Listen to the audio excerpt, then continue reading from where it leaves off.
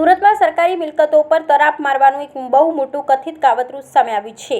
રાજાવાડી વિસ્તારમાં માત્ર 5 ફૂટની સાંકડી ગલીમાં ફાયર સેફટીના ધજાગરા ઉડાવી એક સાડી ફોલ્ડિંગ કારખાનું ધમધમી રહ્યું છે। આક્ષેપ છે કે 20 થી 25 શ્રમિકોના જીવ જોખમમાં મુકાયા છે। જો કોઈ હોનારત સર્જાય તો ફાયર બ્રિગેડની ગાડી પણ અંદર જઈ શકે તેમ નથી। સ્થાનિકોના આરોપ મુજબ આ સમગ્ર ખેલ પાછળ કોંગી કોર્પોરેટર અરશદ જરીવાલા અને બિલ્ડર જાવીદ જરીવાલાનું નામ ચર્ચામાં છે। ભંડારીવાડમાં 6 બાય 30 ફૂટની કિંમતી સરકારી જમીન પર પતરા મારી ગેરકાયદે કબજો જમાવવાનો હોવાનો ગંભીર આક્ષેપ થયા છે। હવે સ્થાનિકો આ કથિત લેન્ડ ગ્રેબિંગ સામે પુરાવા એકઠા કરી કાનૂની લડતની તૈયારી કરી રહ્યા છે। જનતાનો એક જ સવાલ છે, શું સુરત મનપા ગેરકાયદે બાંધકામ પર બુલડોઝર ફેરવશે?